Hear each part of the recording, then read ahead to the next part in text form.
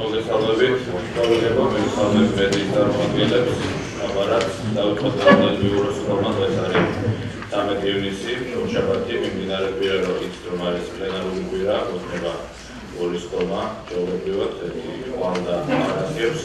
და მიმდინარე კვირაში ჩვენი შეთანხმების საფუძველზე იგეგმება სახალხო დამცველის ანგარიშის მოსმენა იმ გრაფიკით, რომელიც შეთანხმებული იყო. ყოველ შეიცვალა რამე, ბატონოშა, разговаривал ავტორ პასუხს. Არაბანონ დავთარგმნე არჩევის სკოლა ჩვენ კომიტეტი ჩავატარეთ შესაბამისად ყოველ საფრთხო მოვისმინოთ საფრთხო სამყაროში.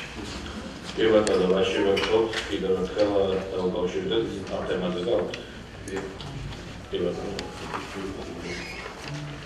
იუსანოვი ძალიან კარგია რომ ყოველ პარლამენტში შედგება სახალხო დამცველის მოხსენების განხილვა. ბიუროს მოიხსენებათ საზოგადოებრივ მედიის მეშვეობით არის ინფორმირებული რომ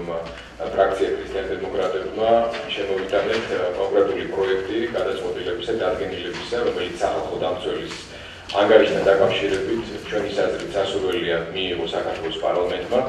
იმედი გვაქვს რომ აპარატი უზრუნველყოფს დადგენილების პროექტის დროულად დარიგებას პარლამენტის წევრებისათვის და ამავე დროს იმედი გვაქვს ასევე ისა რომ პარლამენტის წევრები უმრავლესობის წარმომადგენლები გაიცნობიან შინაარს თავად ამ დადგენილების, ჩამოაყალიბებენ თავიანთ პოზიციას, თუ კი გადაწყვეტენ რომ თავადაც მიიღონ მონაწილეობა დადგენილების პროექტის თუნდაც განახლებაში ან ახლებური ფორმით ჩამოყალიბებაში ჩვენ ამისთვისაც მზად ვართ რომ ვატარებოთ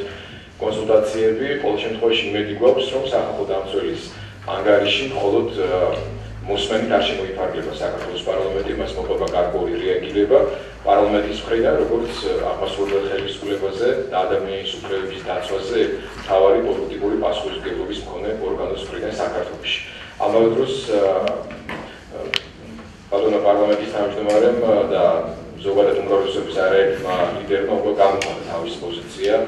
იმ პროცესთან დაკავშირებით, რომელიც ქვეყანაში მიმდინარეობს მედიასთან დაკავშირებით, ჩვენ მოვისმენთ იმედის მომცემი განცხადებები, რომ მედია ჰოლდინგ კვირის პალატრასთან დაკავშირებული პროცესები არ შეიცავს რაიმე პოლიტიკური დატვირთვის მოტივაციით არ არის ნაკარნახევი, თუმცა ეს პროცესი გრძელდება, სამწუხაროდ ჩვენ ძალიან ბევრი არგუმენტი გვაქვს შესაშფოთებლად და ეჭვების გამოსათმელად, რომ ეს ყველაფერი შემთხვევით არ ხდება და ჩვენ იმედი გვაქვს, რომ საქართველოს პარლამენტის ბიურო და მთლიანად პარლამენტი აქტიურად ჩაერთვება ამ პროცესში, გაუწევს აქტიურ მონიტორინგს მთლიანად ამ პროცესს და ეცდება, რომ ის არაჯანსაღი გარემო და სიტუაცია, რომელიც შეიქმნა მედია ჰოლდინგ კვირის პალატრის წევრი ორგანიზაციების შემოწმების პროცესთან დაკავშირებით, მალე დასრულდება 1000-ზე მეტი ადამიანი, რომელიც დასაქმებული არის ამ ჰოლდინგში, არ იქნება ამ ფსიქოლოგიური წნეხის ქვეშ და რაც დავარია ქვეყანაში მართლა დაბალანსებული ობიექტური ინფორმაციის ერთ-ერთ ძირითად წყაროს არ გაუჩნდება რაიმე ისეთი ტიპის საფრთხე, რომელიც არაერთხელ განხორციელდა საქართველოში ბოლო წლების განმავლობაში მედიის წარმომადგენლებთან და მედია სუბიექტებთან დაკავშირებით. ჩვენ ველით, რომ ქვეყნის საპარლამენტო უმრავლესობის პოზიცია იქნება კიდევ უფრო ნათელი და მკაფიო ამ პროცესთან დაკავშირებით და ველით, რომ არა მხოლოდ გამოხმაურებით შემოიფარგლება ეს, არამედ რაღაც ლოგიკურ დასასრულამდე მივა ეს პროცესი, რომელიც უკვე აგრე ერთი კვირაა გაიწევა. მადლობთ. ამავე საკითხზე ბატონო. დიდი მადლობა ბატონო, არ ვიცი ბიუროს სკოლის თემა რამდენად არის მედია პალატრის საკითხის განხილვა, მაგრამ რადგან ბატონო გიორგი დამუშრა ეს საკითხი არ შემიძლია არ გამოვხმაურო, მეც არ გავუწე შესაბამის პასუხი, იმიტომ რომ მედია პალატრაში არის შესაბამისი ორგანოები შესამოწმებლად შესული, არა მედიის ნაწილში, არა მედია ჰაუსების ნაწილში, ეგრეთ წოდებული არა აქტიურ გაზეთში, არამედ გამომცემლობის ბიზნესის ნაწილში. ანუ ისინი გაზეთის გარდა კიდევ ასრულებენ კერძო შეკვეთებს, აქვთ შემოსავლები და მე მგონი ამ ქვეყანაში არავინ არ არის ხელშეუხებელი, როგორც თქვენ გინდა თავად წარმოაჩინოთ, რომ შესაბამის გადასახადებს არ იხდიდეს სახელმწიფოს წინაშე დაკისრებული ვალდებულებებიდან გამომდინარე, ისევე როგორც ნებისმიერი სხვა კომპანია თუ კორპორაცია. რაც შეეხება მედია ბიზნესს, ზოგადად თქვენიც ამ ხელისუფლების და მთლიანად სახელმწიფოს დამოკიდებულება ამ სფეროს მიმართ, მაგალითად გასულ წელს სახელმწიფომ ტელევიზიებს კონკრეტულად აპატია 35 მილიონი ლარი, რომელიც სახელმწიფო ბიუჯეტში არ შემოვიდა, იმიტომ რომ ამასთან დაკავშირებით არსებობდა შესაბამისი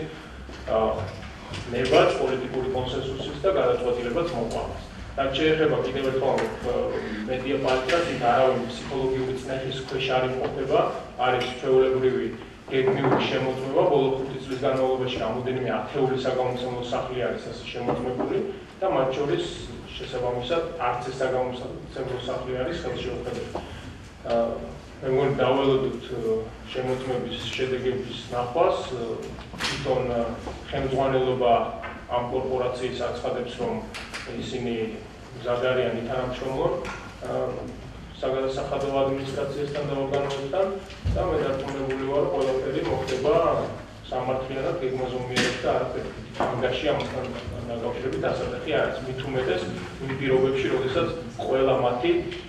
მედია ბიზნესი მუშაობს ჩვეულებრივ რეჟიმში და არანაირი შეფერხება მათ არ შეგვიძლია. რაც შეეხება დადგენილების პროექტს, ჯერ არაფერი განხორციელია და უკვე დადგენილება გვაქვს, რა თქმა უნდა, ჩვენ ამ დადგენილებასაც გავეცნობთ, მაგრამ ასევე ჩვენც მუშაობთ, ვაპირებთ, რომ ჩამოვაყალიბოთ შესაბამისი დადგენილება, მათ შემდეგ რაც შეგვექნება შტაბის-ძილება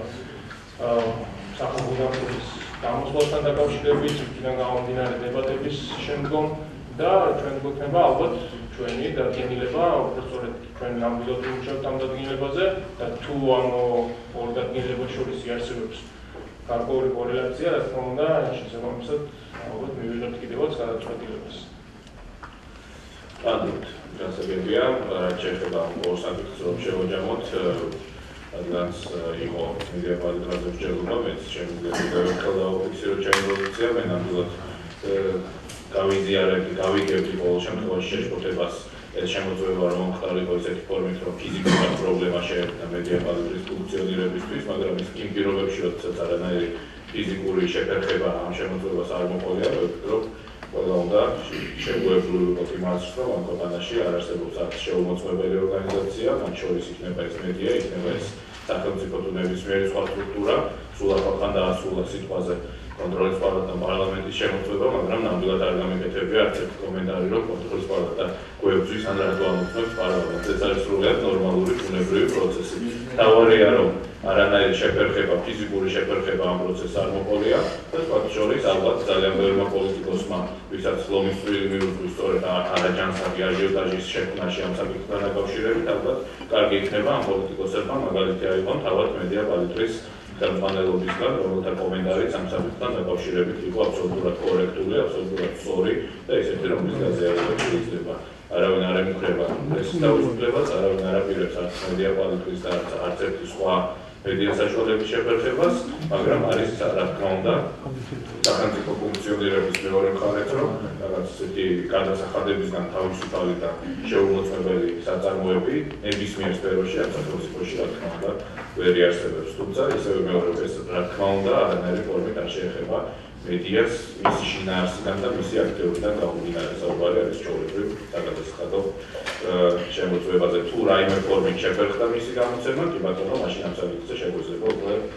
ცალკე ვივსჯელოთ. რაც შეეხება სახალხო დამცველს, სახალხო დამცველთან მიმართებაში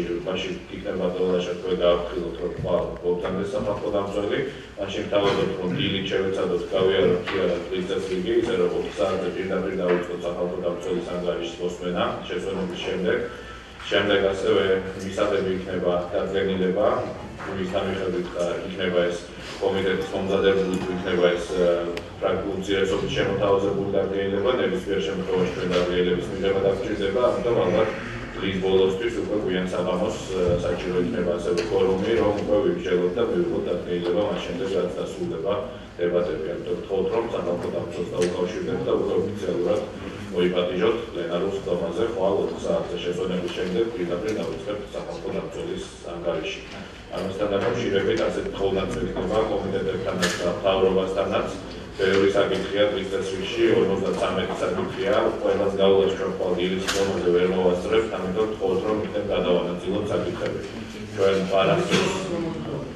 დილის ხდომას შევთანხმდეთ, შეგვიძლიათ 11-ზე დავიწყოთ, იმ გათვლით, რომ განცხადებებიც იქნება და ალბათ დიდი დრო დამჭირდება, მაშინ 11-ზე ჯობია დავიწყოთ. ჩვენ პარასკევს კიდევ გვექნება ერთი ხდომა და ვფიქრობ, რომ მომავალ კვირაში კიდევ მოგვიწევს სანამ სესია დასრულდება